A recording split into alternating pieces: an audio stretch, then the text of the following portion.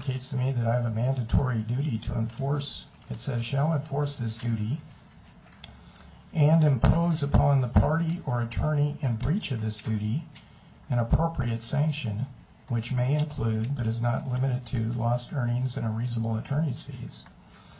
So that's why I was inquiring about who participated in this, because the rule isn't limited to simply the attorney or party on whose behalf it was issued, but it says I'm supposed to issue sanctions against anybody that breached this duty. And under this, what I've heard today, I think all of these attorneys breached this duty. I think somebody mentioned Rule 11 too, about Mr. Sanis signing this subpoena or having it issued, and they're right. It says when you do that, it's not interposed for any improper purpose, such as to harass or cause unnecessary delay or needless increase in the cost of litigation. This subpoena had all of those effects. It harassed Dr. Wilson. I think it was done for an improper purpose, not only to harass her, but get her to resign. And just by everybody being here today, it's increased the cost of litigation substantially. Whether it applies or not, I'm not sure, but ARS 12349A talks about imposing sanctions where attorneys, 3 reads, unreasonably expands or delays the proceeding. I think that's what's occurred here. And 4, engages in abuse of discovery. And that's exactly what has occurred here. As I mentioned earlier, I think the court also has the inherent authority to protect everybody from harassment. It's not only the lawyers. I'm not going to sit idly by and let anybody harass a lawyer, a party, a witness, a court-appointed physician, a court investigator, anybody involved in this case or who comes to court. It's not going to happen while I'm sitting on the bench. And that's what happened here, is that this, again, was so beyond the pale that I can't fathom why it was done.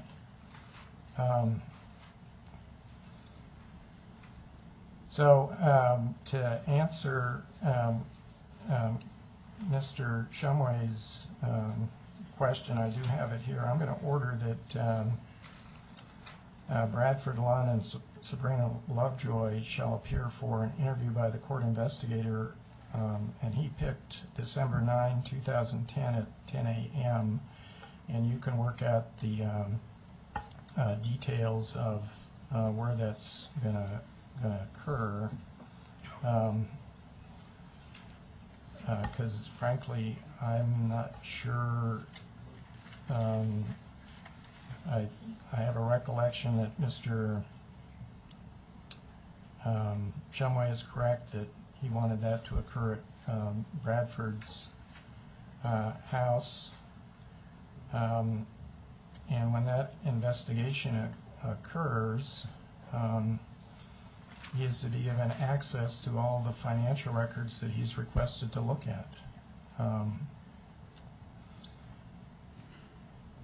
It's further ordered allowing one attorney and the GAL to be present during each of these interviews, but I'm also directing that if the attorney impedes or interferes or obstructs in any way the interview, they're going to be back here with an order to show cause.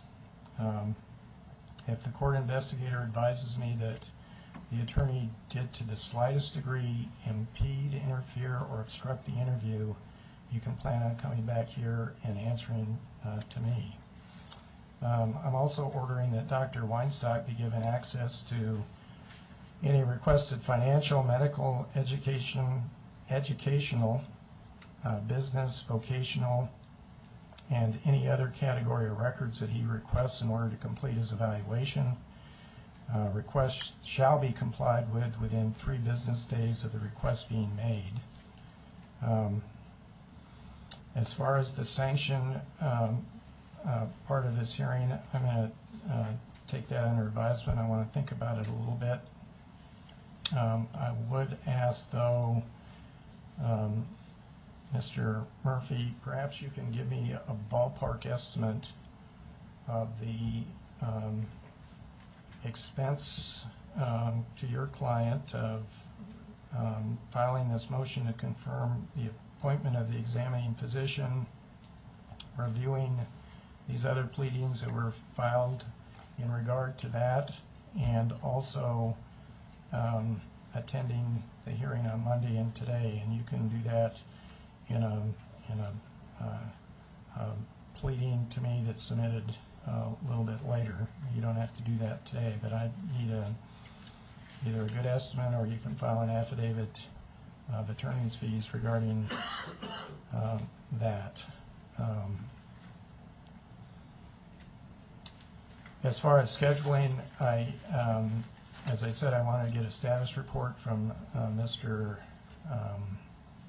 Siegelbaum. I asked him if the report, the investigation could be completed and the final report to me by the end of the year. He told me, he didn't tell me, he emailed me and said that was feasible, so I expect that to happen. And again, if anybody impedes or obstructs that from happening, you're going to come back and see me.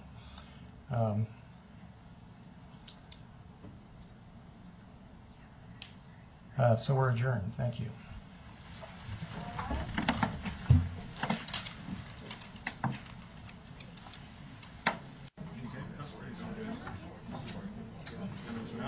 Outrage in our community. Yeah, it looks like Ron family didn't like it. They wanted to send her out, on her next election. I remember saying to my wife, and Judge Nancy read this stuff, I said, hon, so I wasn't there, that trial on the custody thing. I'll tell you this, I know Judge Nancy, I'm sure she made a very careful decision, was really thinking of those kids.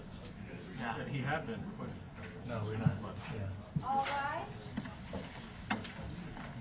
Thank you. Please be seated. She called out the flag. I think it's the Brown family. We're back on the record in, excuse me, PB 2009-002244. It's in the matter of Radford Lund. Councilor President, Mr. Evans. Your Honor, we asked Charlie a minute ago whether you had had the opportunity to review Jeff Shumway and Sandra Slayton's response to the court's November 1, 2010 order to show cause, which was filed yesterday. I was informed that you had not received it. We just gave her a copy. Without repeating the things that are in there, I, of course, adopt, for purposes of our argument, the things that are stated there. Have you had the chance to review it? I just glanced at it. I haven't really read it. It's a lot of what Mr. Siegel said. And I think as a topical area, I would agree with you in that respect.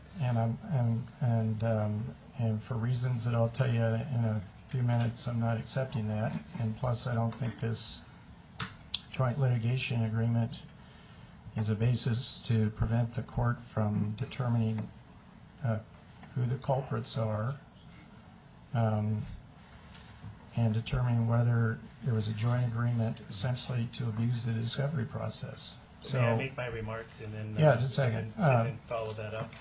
So again, I'm not asking for communications. All I want to find out is if the attorneys participated as part of this joint litigation agreement in issuing this subpoena. And if they tell me they didn't, they're free to leave the court today. And I think I can advance the ball on that, but let me make a record, please, for our clients, because these matters, as I know you appreciate, are serious. First of all, to the extent you have questions of either of my clients about Mr. Siegelbaum and the communications, you're free to ask. I understand there have been multiple communications beyond those that have even been shared to date, and that's fair game for you to inquire about. Second, it would be useful to us as a matter of advising our clients and as a matter of due process to have some understanding of what it is about the subpoena that the court finds offensive. I don't know if it's the timing. I don't know if it's the breadth. I don't know if maybe there's some history that goes with it. of which I'm unaware. But I invite that conversation. We note that there has been no objection whatsoever from other good lawyers in the Petitioners Council upon seeing the subpoena, having it marinate for days between us, and no phone call of, oh my gosh, what kind of subpoena is this? We would offer that to your Oh, I got that from Dr. Wilson. Judicial notice. I know the court is mindful that in the ordinary course, communications between lawyers and their clients, communications between inquiries into work product and confidentiality are all things that we have an obligation professionally to preserve under ER 1.6. That said, my clients have authorized me to provide you with some information there. If the question from the court is, did my clients participate in discussions about this issuance of the subpoena before the issuance of the subpoena, the answer is yes. If the question is, what did clients know or say, what lawyers favored or didn't, or anything in terms of the content of those discussions, we believe and respectfully submit that that's not something that the court is entitled to know, or frankly our client entitled to give. You have mentioned a couple of times something to do with culprits. This lawyer stands here having no idea what you're talking about. If there is legal authority that you think that if I were to know about, I could be wiser and agree with you, I would invite that as well, and on any kind of expedited basis. But if the question is, did they discuss, it's yes. But I tell you that I don't believe that, frankly, under my understanding of the rules, that the court would be legitimately entitled to know that under the circumstances of the usual application of these rules. But with that in mind, Your Honor, we stand here trying to move this case forward. We know that you have taken control of the discovery, which I think is perfectly appropriate. I see no basis for this case not to move forward under your supervision and discovery.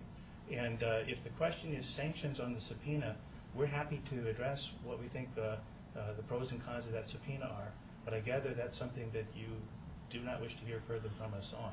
Am I correct? Well, if it's the same argument as Mr. Siegel, I don't think I need to hear it for a second time. Having stated that Ms. Slayton and Mr. Shumway participated in this issuance of this subpoena, you can tell me why I shouldn't sanction. Well, what I said, Your Honor, was that they participated in discussions about the subpoena before it was issued. Well, if this was a product of this joint litigation agreement between all of these attorneys, then they're subject to sanctions. And if you want to tell me why they shouldn't be sanctioned, you can tell me. Well, I think, as you'll see in the piece we put together last night, we do address that question. And without just assume for the moment, for the purposes of argument,